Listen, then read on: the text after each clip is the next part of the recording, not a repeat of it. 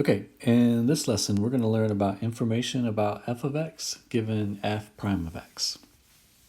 So we've been talking about and learning about how to draw information about a function from the equation of the derivative and of the second derivative. And so now we're going to put all that together, but instead of being given an equation, we're given the graph, and specifically the graph of the derivative of a function. So let's look at example 1. It says the function f is defined and differentiable on the closed interval from -6 to 6.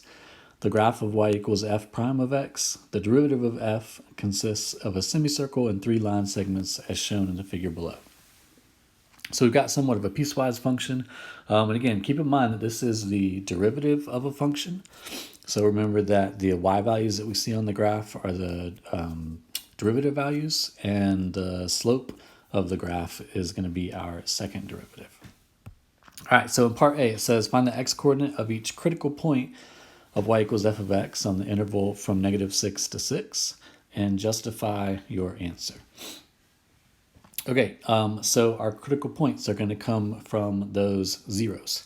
So we've got 0 at -4, a 0 at 0, and that 6 is not included in the domain since we've got just a less than. All right, and then our justification is since our f prime equals 0. All right, so remember our critical points come from where a derivative is equal to 0 or where it's undefined. We don't have any undefined points, so we just have those zeros there. Okay, part B, find the x-coordinate of each relative extrema of y equals f of x on the same interval. Label each as a minimum or maximum and justify each response. Okay, so we're looking for where our derivative changes signs. All right, so we've got those same 2 points where we had our critical points. Remember, those are where we're looking for our relative maxes and mins at our critical points. So our -4, we're changing sign of our derivative from positive to negative, so that's going to be a maximum.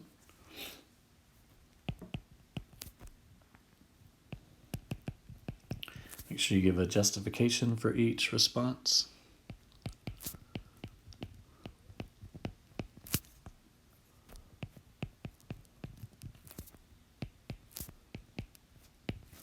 All right, and then our relative maximum is going to be at 0 since we're going from negative f prime values to positive f prime values, going from left to right.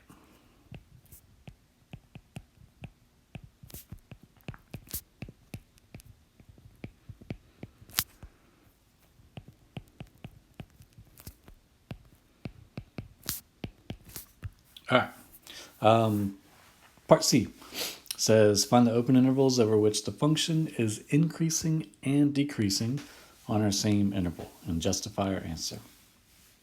Okay, so increasing and decreasing, we're looking for when our derivative is positive and negative. All right, so our derivative is positive from -6 to -4, and then it hits that 0.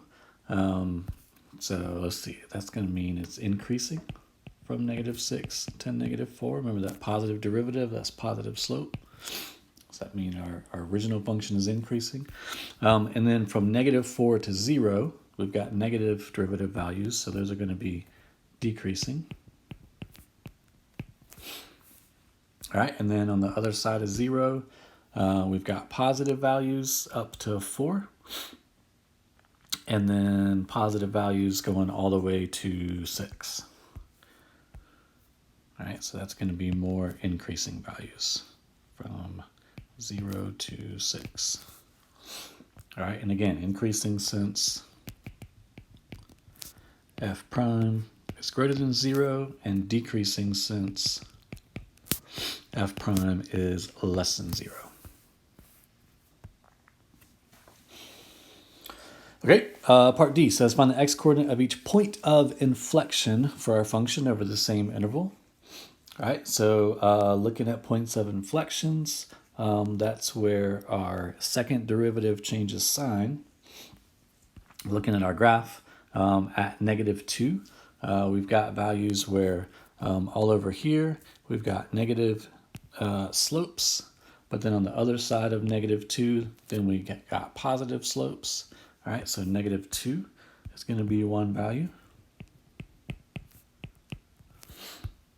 And then looking back up at our graph, at x equals 4, again, we've got a positive slope to the left of it, a negative slope to the right of it. So x equals 4 is going to be our other point of inflection.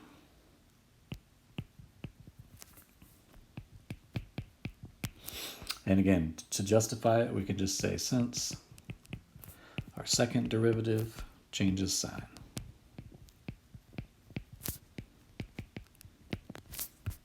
Again, we're using the same principles, same concepts we were using when we were given an equation earlier in this unit. Now we're just given a graph, but using the same concepts, just pulling the information from the graph. All right, part E. We're looking for concave up and concave down intervals over the same bigger interval from negative 6 to 6.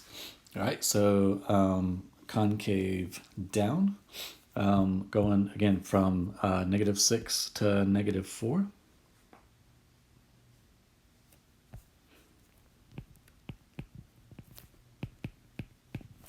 And then from negative 4 to negative 2, we're also decreasing. We don't want to include negative 4 because that is a little corner point of our piecewise function, and that's not differentiable. So if we're talking about our f prime, we want to exclude that.